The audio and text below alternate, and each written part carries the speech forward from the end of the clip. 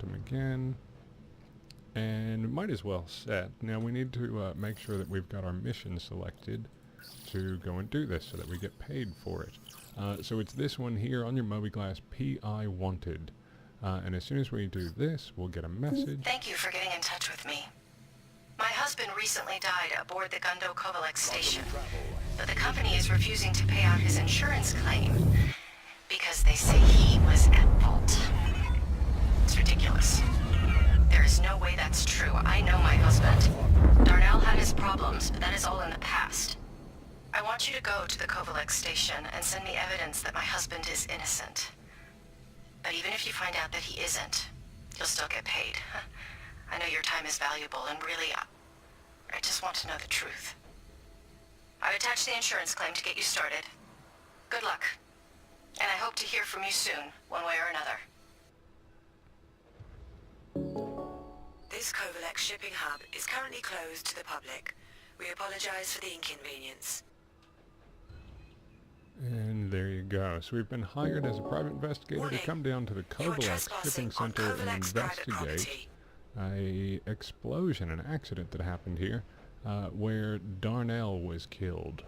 And Darnell is being considered at fault. Oh look, there's another little Aurora here. Isn't that cute?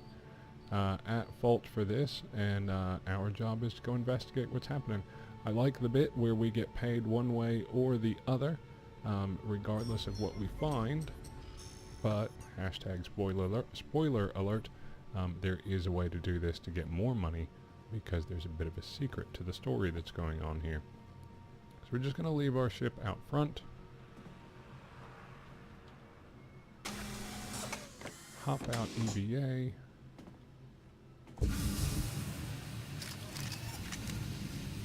And weapon up just in case our other pilot here decides to do something silly. Alright, so another Aurora LN. The Legionnaire version of that. It's got the missile rack on the top and the 2 extra size 2 hard points on the wings. Oh, here's our other pilot. It's just come out now. Oh, cool. See you later, buddy. Change into the ship. Perfect timing. Don't shoot me in the back, you bastard. This station is currently off limits. Please vacate the area. Yeah, that's okay. I'm not too worried about trespassing. So the gig is here. We are cruising around finding information. Information is on these data pads, so collect the data pads and listen to the voice messages. Hey Darnell, it's Racine over at Corporate Ops. Give me a shout back when you clock in. Just wanted to follow up a bit on the distro issue. Talk to you in a bit. Bye. Darnell, Racine again. Still need to sync up about the power distribution problem. Where are you, man? Getting tired of waiting, Darnell. Call me. So, Darnell did not arrive to work, or was at least late to work. So, go up the elevator shaft here. Now, on the way up this elevator shaft, notice that this door here is just ajar, and we can't, there's actually no way to open that, but just on the other side you can see a data pad that's in there, and that will become important a little later. So if we've got to go up another floor, we go up to deck 3, out deck 3, and this is essentially the crew quarters, an easy hab. So we've got our first crew quarter door, which is open. Down the hall there is all the crew quarters, the dining facilities, and of course the vending machines, the ever-present vending machines. Now there's their second data pad in here. Hey babe, I just got the package you sent. Thanks a million for the Moby mod. It is incredible. Sorry for the noise. The crew surprised me with a shindig. Damn right we did. Hey, Anya! Holy shit, is that a bottle of Esquire? Damn right. How did you afford this? Let's talk. Hey, Darnell! Hey! Darnell! Get in on this! Oh, come on! Jeez, Darnell, look, just one. Maybe a sip. There we go. Bye, Anya! Let's go. Darnell, one more. Hey, look, I'm gonna get back to it, but let me know how your dissertation's going. Anyway, I love you and I miss you. Thank you again for the present. Bye, babe. Right, so apparently the night before Darnell was late for work or didn't show up for work, there was a big party, and apparently everybody was tying on a good one.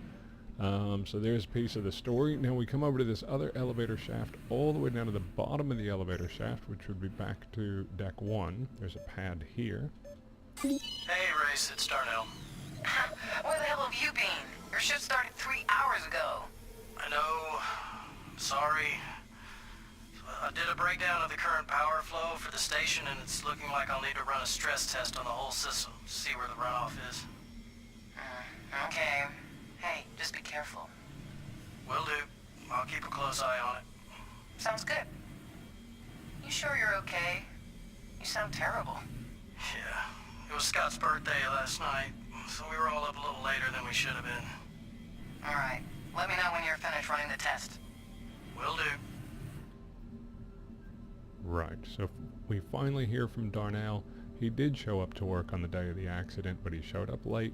There was some testing that he was going to do over some anomaly that was happening, and we have an accident. Tie that into the idea that everybody was out partying the night before, he was a bit hungover, and we have some negligence issues, or at least some culpability of what's happening. Now we are in the control center. Here's the place to upload the data, and if we finish the story right here, we could send in that data. Darnell is guilty of at least having some involvement in the accident through negligence, and we get paid out our 1,000 UEC. But there's more to the story.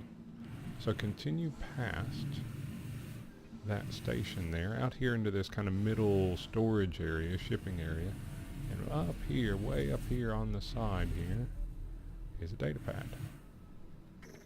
Now this one, if you notice, if you look through the windows there, that's back into the dining hall. This one here, there we go, does not give us a voice message. This time just down at the bottom there we get a note that a journal entry has been made. And we'll just scoot over here into this other control room, right? We're on deck 2. There's the open elevator door that we saw on the way up as we look through that open elevator door. So right opposite that is, ta-da, there's the other data pad. So we have a look at this one. That also gives us a journal entry. So let's go have a look at these last 2 journal entries here. Back to the main menu of our Mobiglass. Here's our journal entries. And the last 2 journal entries that we have. M. Osowski. Recently there's been increase in contraband and black market activity in the Stanton system. The Advocacy and Crusader Industries Security Forces have reached out and asked for Covalex Shipping's help in curtailing such activities. As you may know, Covalex Shipping has a long history in helping authorities eliminate transport of illegal goods, blah, blah, blah, blah, blah. So we get the heads up that there is a problem with smuggling and the movement of illegal goods in this sector. Go have a look at the other bit of recovered data, and we find out that it's a message to Scott, whose birthday it was.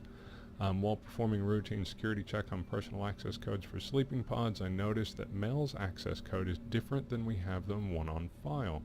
I don't know if it was a holdover from last shift or if she changed it without authorization, but we'll have to reset that to a new code. It is attached. So we have a code to a door. Now just back up in the crew quarters, there was a couple of doors that we went past that were previously locked. And there's a couple of doors there because we now have access to one of them, and we're going to get access to the other one right here. Back into the central storage area, into this central cage, and all the way up to the top, there's a data pad here. This is a little bit of extra credit. We'll use that one. Again, gives us a journal entry. And without having to go have a look at it, basically what it says is, here's some codes for another one of the crew quarter doors, because there's some goodies in there. And we're going to go get those right now. So back into the control room, to our elevator shaft. We go from the second level back up to the 3rd level, which is crew quarters.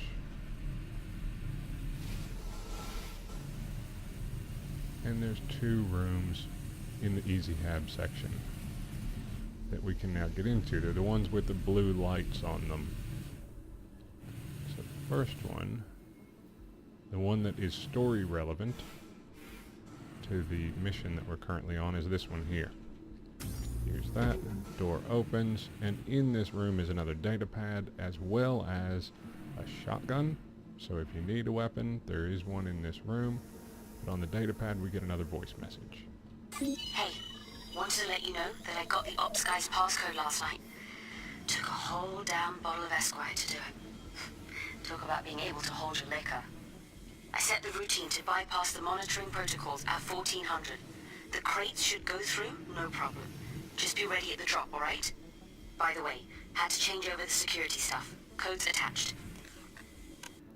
There you go. So there's Mel. She changed her own codes, and she's part of a smuggling operation. So apparently there was some other stuff going on here that Darnell was not involved in. Now down in this other door, this is, we got the passcode to this in that central cage. Open this up, and here's some more smuggled contraband in here. Except they're not here at the moment. Somebody's come through.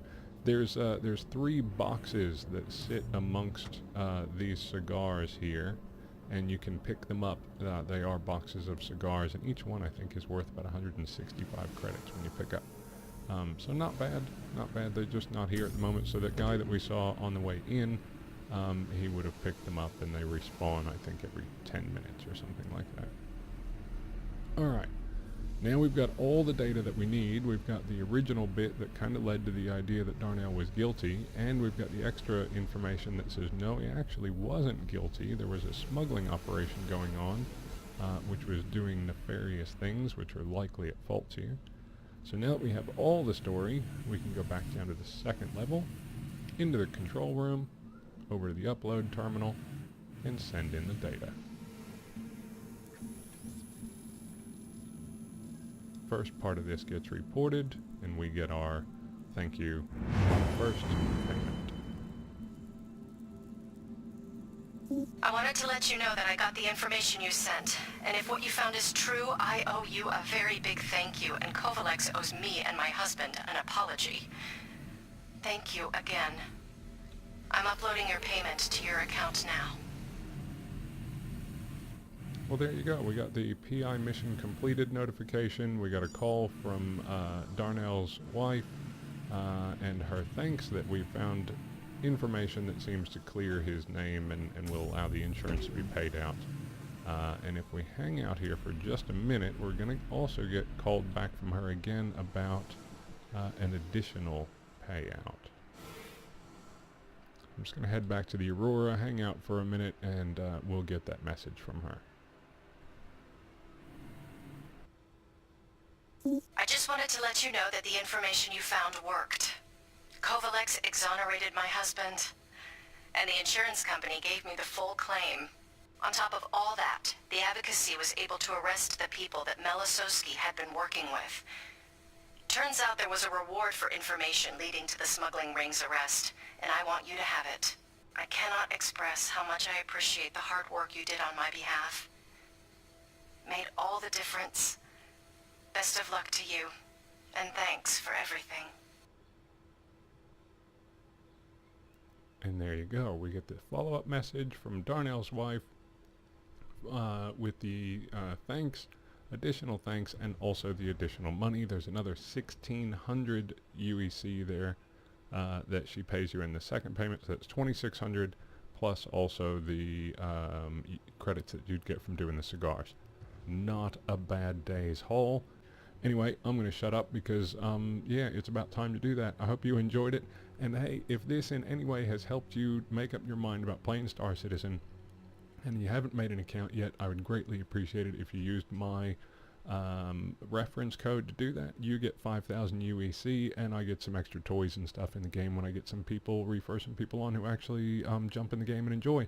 And if you do look up our group, our organization, it's EEMS.